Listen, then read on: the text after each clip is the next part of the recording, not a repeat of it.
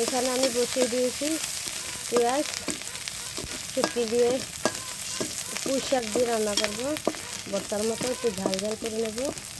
এই দেখুন আমার পেঁয়াজগুলো দিয়ে হয়েছে। আমি শুটকি সুন্দর করে দিয়ে রেখেছি, কেটে কেটে ফেলে এই শুটকিগুলো দিয়ে দিলাম। পেঁয়াজের সাথে হালকা ভাজা হয়ে যাবে, বেশি ভাজলে কুচকুচি লাগবে। এই দেখুন শুটকিগুলো গলে যাচ্ছে,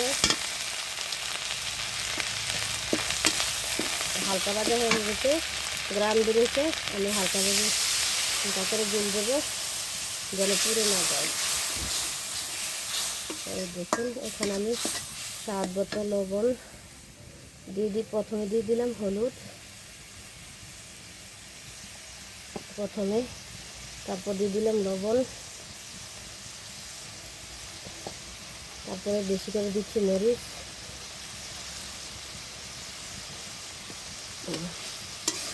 দেখুন আমি এগুলো কষিয়ে নেব। আমার মরিচটা সাদা, কারণ আমার বাবার বাড়ির ঘরে চাষ করা মরিচ অনেক জাল, ছোটো ছোটো মরিচ। দেখুন এগুলো কষানো হয়ে গেলে দিয়ে দেবো পাতাগুলো। এখানে আদা রসুন বাটা দিয়ে দিলাম স্বাদ মতো, দিয়ে দিলাম পেঁয়াজ রসুন বাটা শুটকির ভর্তার জন্য।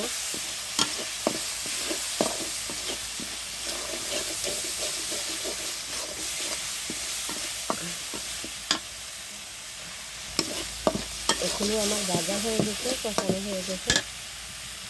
এখন এখানে আমার পেঁয়াজ পুঁই শাক কুচি এখন দিয়ে দেবো কষানোর মধ্যে। এগুলো আমি হালকা করে নেড়ে দিচ্ছি, এই যে হালকা করে নেড়ে চেড়ে,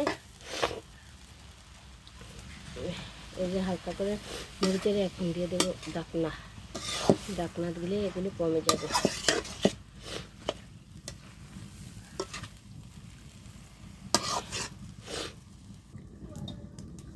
এই দেখুন এই দেখুন ডাকনা উঠিয়ে নিয়েছি, ভালো করে আমি মামানে আসতেছি, যাও বলে মামানে আসলে মারবে। এই দেখুন নাড়াচাড়া দিয়ে দিচ্ছি।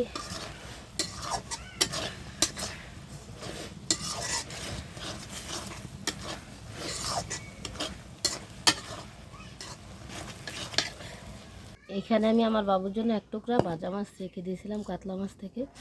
এই দেখুন ভাজা মাছটা। এই দেখুন আমার ভর্তা অলরেডি হয়ে গেছে।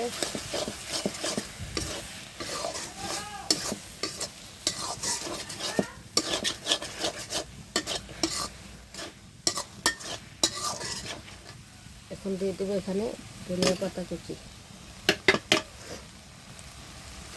এই দেখুন আমি ধনিয়া পাতা দিয়ে দিয়েছি, আমার ভর্তা হয়ে গেছে। দেখুন পুঁই শাক দিয়ে শুটকি দিয়ে ভর্তা করেছে।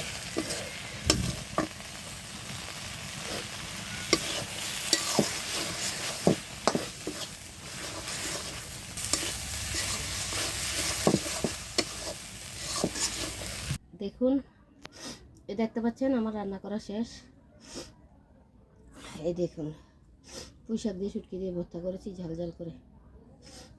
যাদের শুটকি পছন্দ, ভর্তা পছন্দ, তারা কমেন্ট বক্সে কমেন্ট করবেন। ধন্যবাদ সবাইকে, টাটা।